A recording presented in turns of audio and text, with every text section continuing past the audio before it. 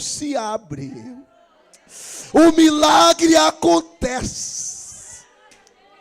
O nome do Senhor é glorificado. O estoráquio representa as lágrimas do crente. Alamanda, choromonda, arabaias. A Bíblia diz, irmãos, que Jesus chorou. Quando Jesus chega lá em Betânia, e as irmãs de Lázaro disseram: Senhor, se tu estivesse aqui, o nosso irmão não teria morrido. E o texto diz que a multidão, aleluia, diz: mas por que ele permitiu que isso acontecesse? E aí o texto diz que Jesus, ele se identificou com a situação, e o texto diz que ele chorou. Ele derramou as suas lágrimas e disse: aonde o puseste, eu irei fazer um milagre. Eu quero ir até o túmulo. Mas as irmãs disseram: Senhor, não adianta mais. Já é de 4 dias e já cheira mal. E eu fiquei pensando, por que de 4 dias? Porque tinha uma crença naquele tempo que o morto até de 3 dias, uma pessoa de bem poderia orar e o morto poderia até ressuscitar, até 3 dias. Mas se fosse de 4 dias, sem chance. Aí disseram: Jesus, é de 4 dias. Aí Jesus disseram: então agora eu vou fazer o milagre. Você está entendendo? Quem sabe alguém falou: não tem mais jeito. Já é de 4 dias. Charamanda, surabaia. Mas quando há lágrimas, o milagre acontece. Louvado seja o Senhor. E o Senhor Jesus disseram: então eu quero ir lá. E quando o irmão chega junto ao túmulo, o Senhor dissera: tirai a pedra. E eu vejo as suas irmãs, ou as irmãs de Lázaro, chorando, aleluias. Eu percebo, eu fico pensando o odor que exalava. Mas Jesus, que é o dono da vida, ele dissera: Lázaro, vem para fora. E o milagre aconteceu. Quando há lágrimas, Deus responde à oração.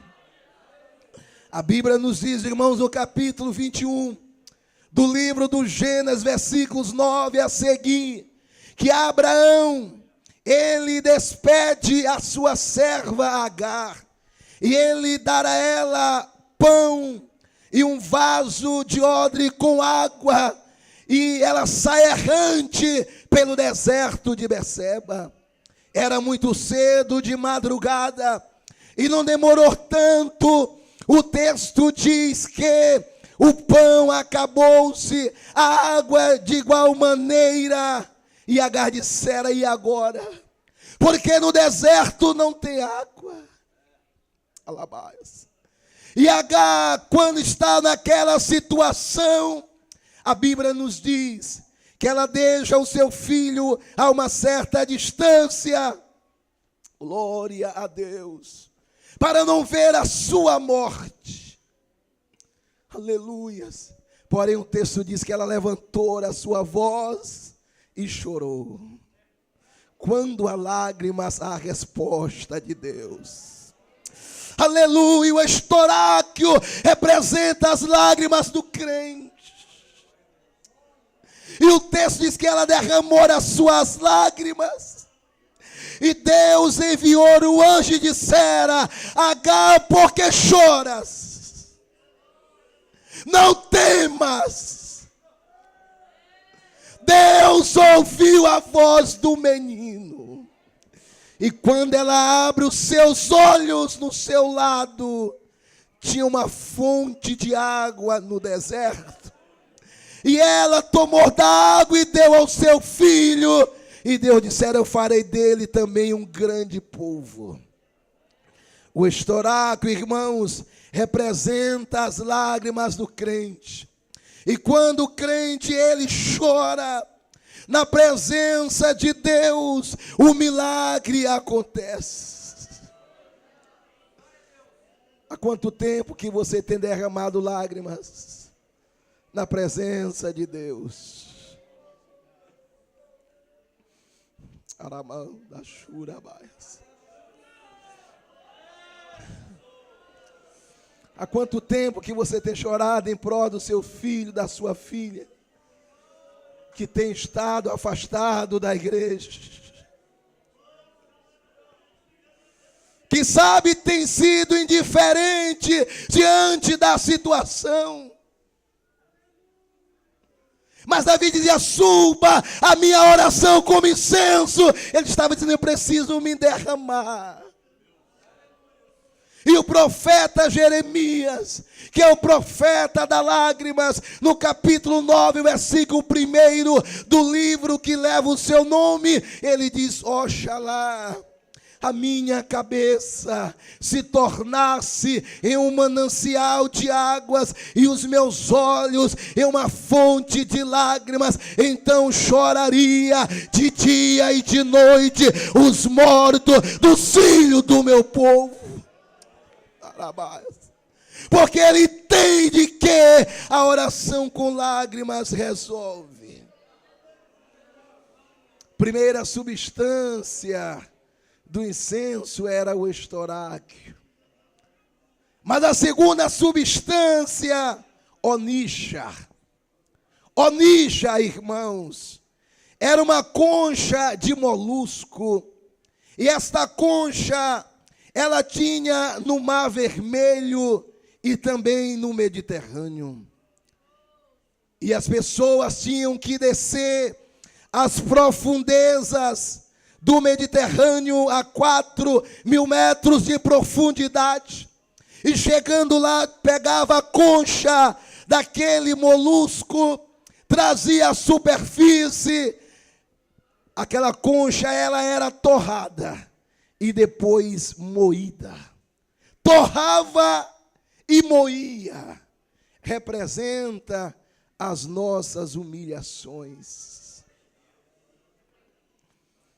Aleluias. Glória a Deus. E Davi sabia o que era descer. Davi sabia o que era se humilhar na presença de Deus. Na oração que você desce, na oração que você se humilha, aí há a resposta de Deus. Eu fico pensando, imaginando, moía. Quem sabe nesta manhã você tem sido moído. O calor tem sido caustigante na tua vida.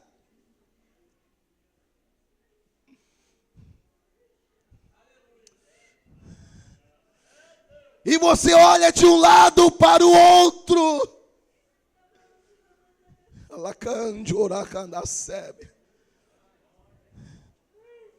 E diz: Senhor, até quando?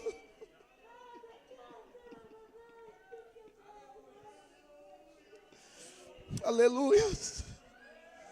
Você tem descido na presença de Deus. Davi sabia o que era descer. Eu pediria que ninguém se movimentasse, por gentileza.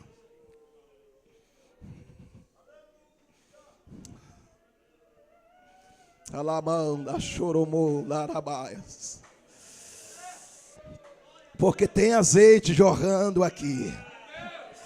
Lomô, na xaracan, larabá, na sébia. Quando o crente desce, Deus se levanta do seu trono para fazer o milagre acontecer. O Espírito Santo desceu. Jesus desceu. E o Senhor te pergunta nesta noite, na oração tem que se humilhar. Na oração precisa descer. E eu nunca, irmãos, vi um crente que desce para não ter resposta.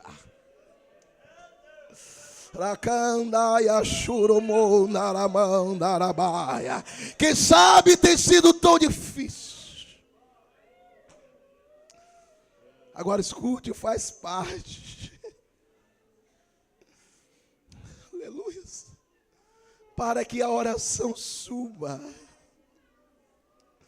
Quando eu leio o capítulo 15 do Evangelho segundo escreveu Mateus, eu entendo que a mulher cananeia, a mulher Ciro-fenícia, ela entendeu isso aí.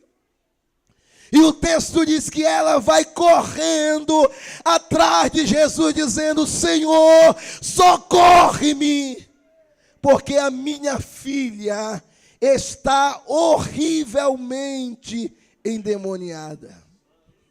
Porém o texto diz que Jesus não lhe respondeu palavras.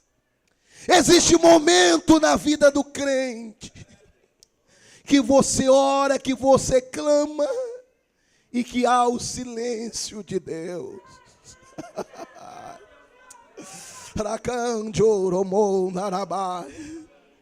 Você que está aqui nesta manhã e tem buscado ao Senhor, tem clamado a Deus. Aleluia. E parece que não tem resposta.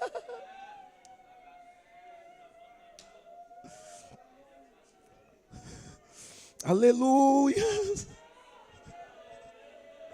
Eu não sei há quanto tempo que você tem clamado, e parece que quanto mais você clama, a dificuldade aumenta.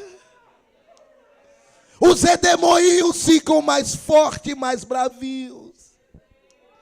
E você não ouve a resposta de Deus. E a mulher dizia: Senhor, socorre-me. E Jesus ficou no silêncio.